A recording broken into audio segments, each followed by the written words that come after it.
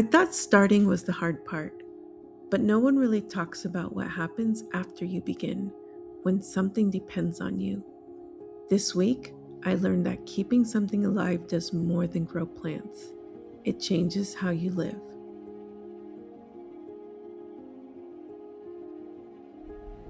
I used to spend my evenings on a treadmill. Same speed, same place, moving, but not really going anywhere. So I started building something different, a more intentional life, one that actually moves. Starting something new is exciting. New seeds, fresh ideas, momentum. But after the excitement fades, you're left with responsibility. These plants don't care if I've had a long day.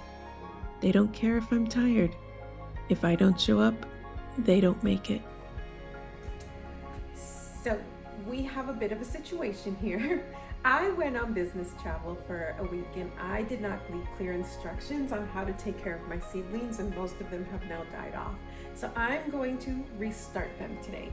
I think we're okay. The original batch I started way early, and so I think we're going to be okay if I start them today to still be able to transplant in the spring. My last frost date is going to be March 15th, so I'm hoping that these will be ready for transplant by March 15th if I start them today. I think I have enough time, but if I don't do anything, it'll be worse. So at least I can get them started and maybe they'll just go fast. This is the part no one really talks about. It's not the big moments, it's the showing up, over and over again.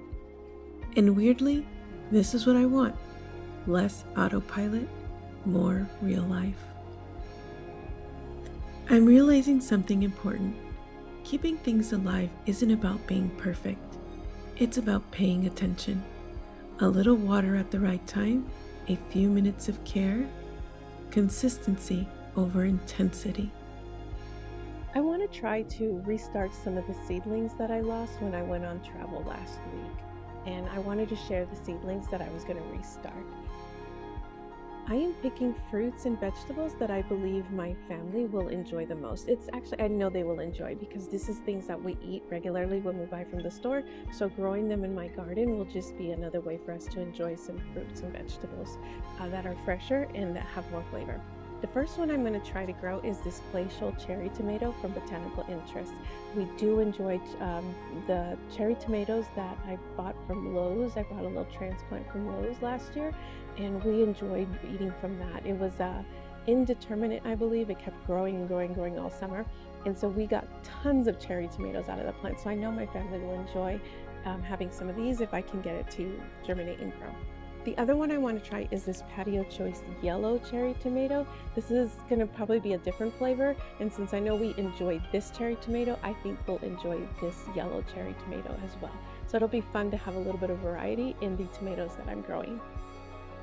The other one I'm trying is these ancho chili peppers, and my family does enjoy peppers, so this one I know we'll get good use out of if I can get it to grow.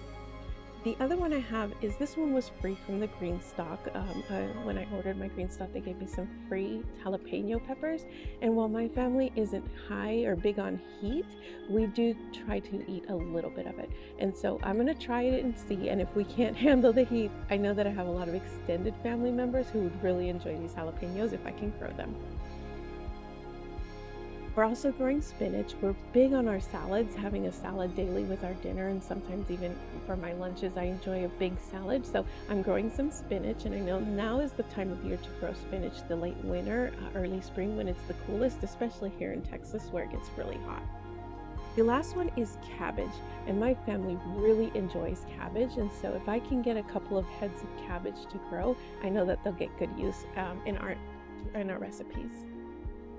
This seed starting kit is from Burpee, and I got it on Amazon a couple of weeks ago, and it's been working great. I really like it because you can easily push up your transplant to move it to a bigger pot. And so this one has really been working well. It rained yesterday, and so I left these out in the rain so that it can get a lot of the rainwater into this dirt and I can get a lot of moisture, so I can use it as I transplant some more seeds. And so I got a little Q-tip here, not Q-tip, toothpick here, and I'm just loosening up all this soil that's already well moistened up so I can throw in some seeds, and then I'll cover up with a little bit more soil.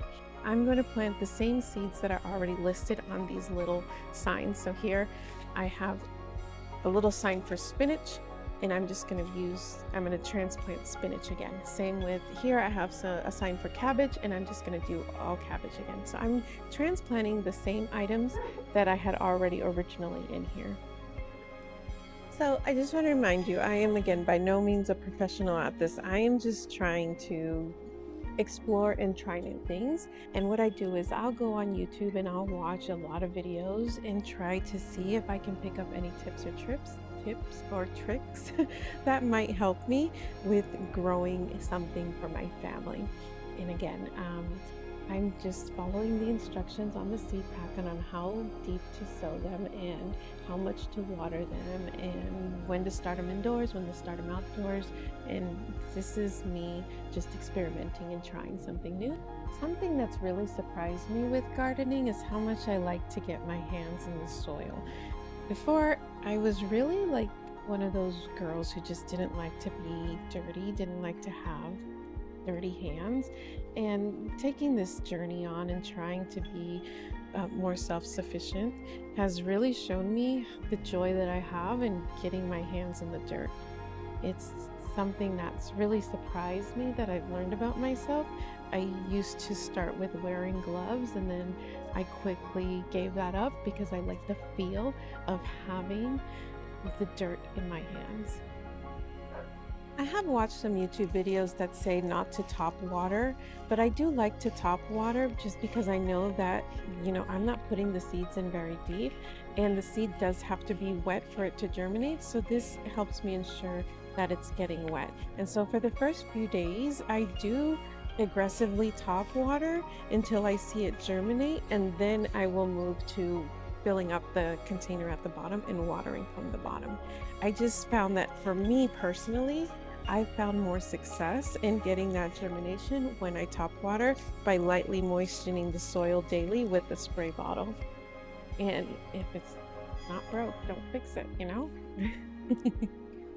This is my second tray of Burpee seed starting kit, and this row right here, I have the 4 rows, and this particular row is my red onions, and they have survived the travel trip. So I don't have to change out my red onions, but I do have to change out the patio yellow onions, the other this is the glacier tomatoes, the ancho chili peppers, and the jalapenos. And so those are the ones that I'm going to reseed, but I did still have some onions, which I'm happy because I love red onions, and so I'm glad that they survived. Similar to last time, I did place saran wrap over my seedling trays to mimic a greenhouse effect to help them grow. I've got all my seedlings restarted, so I will follow up in a few weeks and let you know their progress. I used to walk for miles on a treadmill. Same motion, same view. Just to say I exercised. Now, I still move, but it actually means something. Every step builds something. Every bit of effort leaves a mark. That feels different.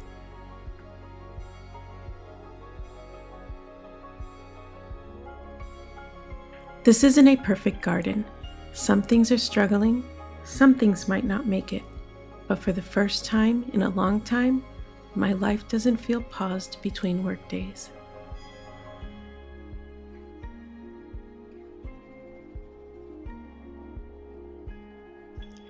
Maybe building a life isn't about doing more. Maybe it's about caring more, about choosing things that ask something from you and give something back.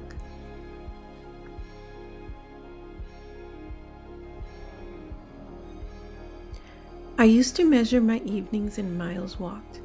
Now, I measure them in things that are growing. And maybe that's the shift, from burning time to building something alive.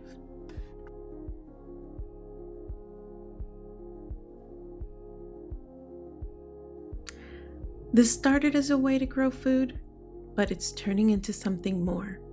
A slower life, a fuller life, one small step at a time.